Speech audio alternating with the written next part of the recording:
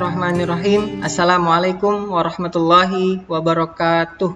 Apa kabar teman-teman pada pagi hari ini? Alhamdulillah, luar biasa, Allahu Akbar. Yes, semoga kita selalu diberikan kesehatan yang sempurna oleh Allah Subhanahu wa Ta'ala. Amin, Allahumma amin. Sebelum kita memulai pembelajaran hari ini, mari kita membaca basmalah dulu ya teman-teman. Bismillahirrahmanirrahim.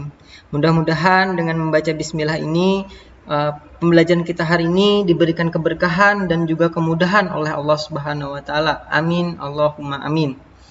Teman-teman, hari ini kita bertemu lagi di pertemuan kedua, masih di subtema 3 tentang pertumbuhan hewan. Hari ini kita akan belajar tentang tahapan daur hidup kupu-kupu, katak, nyamuk, dan juga kita akan belajar menuliskan kritik dan saran pada gambar. Nah, jadi kita nanti akan melihat gambar, apa sih saran kita terhadap gambar tersebut. Nah, yang pertama adalah mari kita mengamati gambar di bawah ini.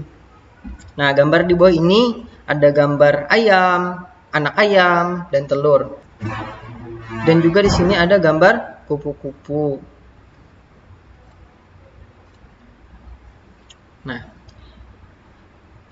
Nah, teman-teman, silahkan dilihat gambar di atas ini. Nah, gambar di atas ini menunjukkan daur hidup kupu-kupu.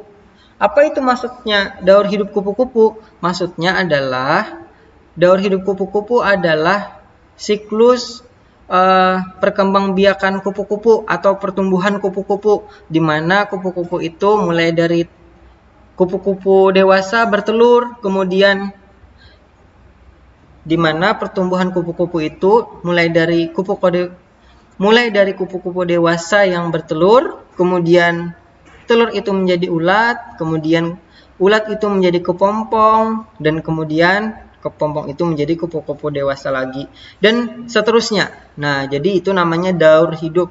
Dia selalu ada dalam lingkaran seperti ini. Dia selalu kembali. Kupu-kupu ke telur, ulat ke kepompong, kemudian kembali lagi. Nah, itu namanya daur hidup atau siklus kehidupannya. Nah, jadi pada gambar ini, setelah beberapa hari, telur kupu-kupu menetas menjadi ulat. Nah, jadi pada saat kupu-kupu itu bertelur, nah, jadi setelah beberapa hari, telur itu kemudian menjadi ulat. Dan ulat itu memakan daun-daunan sehingga tubuhnya menjadi besar.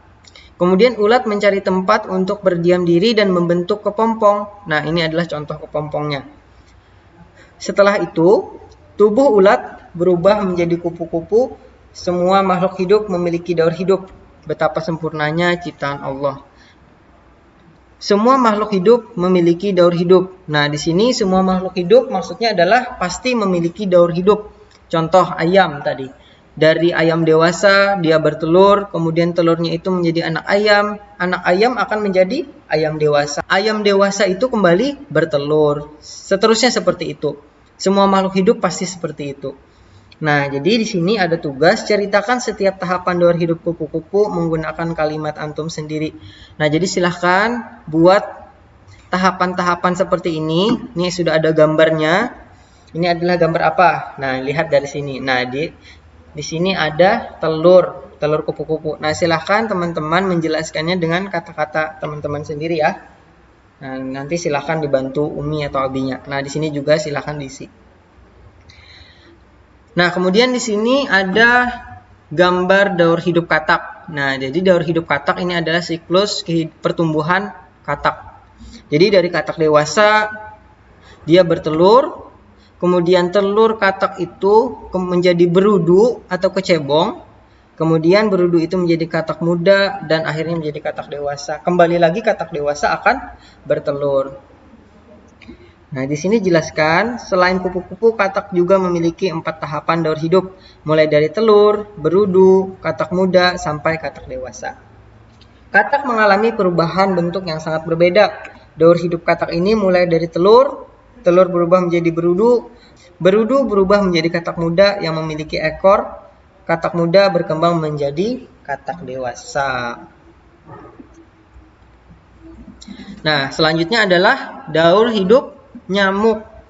Nah, sama juga di sini, mulai dari nyamuk dewasa. Nyamuk dewasa itu bertelur, kemudian telurnya itu menjadi jentik-jentik yang biasa antum lihat di air.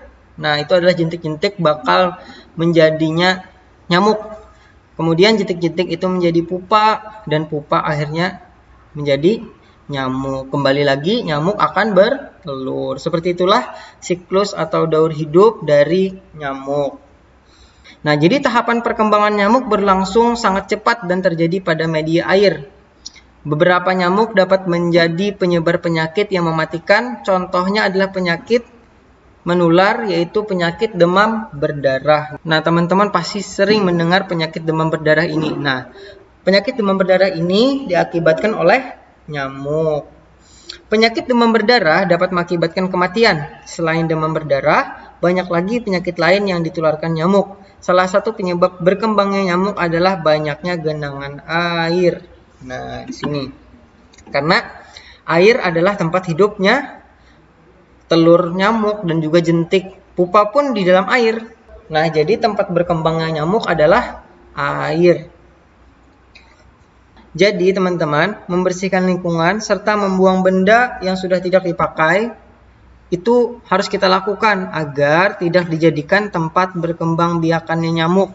Nah, jadi misalnya ada kaleng-kaleng bekas di sekitar rumah kita yang dapat di situ terjadinya adanya genangan air, nah itu akan menjadi tempatnya perkembangbiakan nyamuk. Nah, jadi hal-hal seperti itu harus kita bersihkan.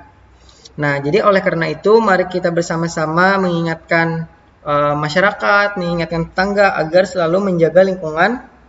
Nah, entah itu melalui media poster atau melalui lisan kita saja.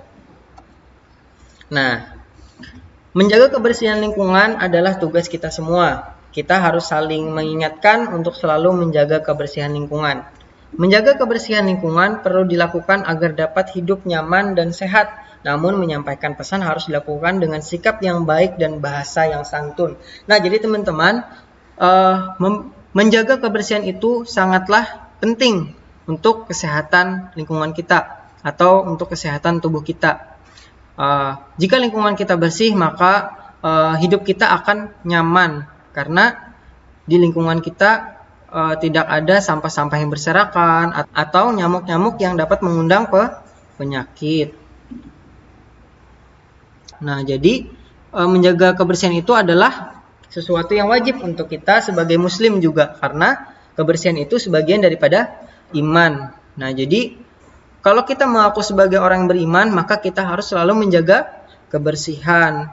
Karena insya Allah dengan kebersihan itu kita akan selalu sehat. Nah, misalnya juga antum sudah mempunyai lingkungan bersih, tapi misalnya ada tetangga atau di lingkungan rumah antum ada yang lingkungannya masih kotor, banyak sampah berserakan.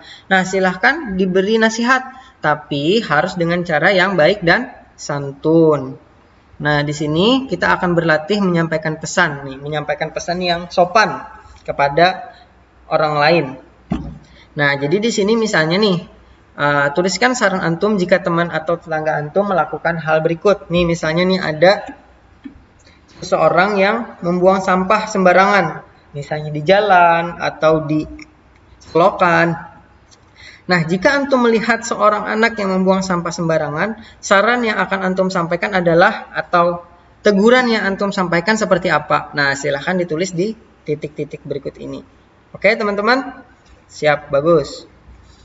Nah, juga nih ada contoh gambar lingkungan rumah yang sangat kotor. Sampah di mana-mana, kemudian sampahnya ini sampai berlalat, tidak dibuang lagi ke tempat pembuangan yang seharusnya. Nah, jika antum melihat rumah tetangga antum banyak sampah, juga kaleng bekas berisi air hujan, saran yang antum sampaikan seperti apa? Nah, silahkan ditulis seperti ini. Ya, teman-teman, silahkan minta bantuan Abi atau Uminya untuk menjawabnya ya. Oke. Nah, di sini juga ada hadis riwayat Muslim, at-tuhuru syatrul iman. Kebersihan itu sebagian daripada iman. Jelas sudah, ini pasti antum sering mendengarkannya bahwa kebersihan itu adalah sebagian daripada iman. Jika kita mengaku sebagai muslim, mengaku sebagai orang yang beriman kepada Allah, maka kita harus wajib menjaga kebersihan. Entah itu kebersihan lingkungan rumah kita maupun kebersihan lingkungan sekitar rumah kita. Semoga kita menjadi orang yang selalu menjaga kebersihan. Entah dimanapun kita berada, kita harus selalu menjaga kebersihan lingkungan kita. Syukran anak soleh dan solihah, antum sudah menyelesaikan tugasnya hari ini dengan baik. Semoga pembelajaran hari ini diberikan keberkahan oleh Allah Subhanahu wa taala. Ustaz tutup dengan doa kafaratul majelis. Astaghfirullahalazim, astaghfirullahalazim, astaghfirullahalazim. Subhanakallahumma wa bihamdika asyhadu an la ilaha illa anta astaghfiruka wa atubu ilaik. Walhamdulillahirabbil alamin. Assalamualaikum warahmatullahi wabarakatuh.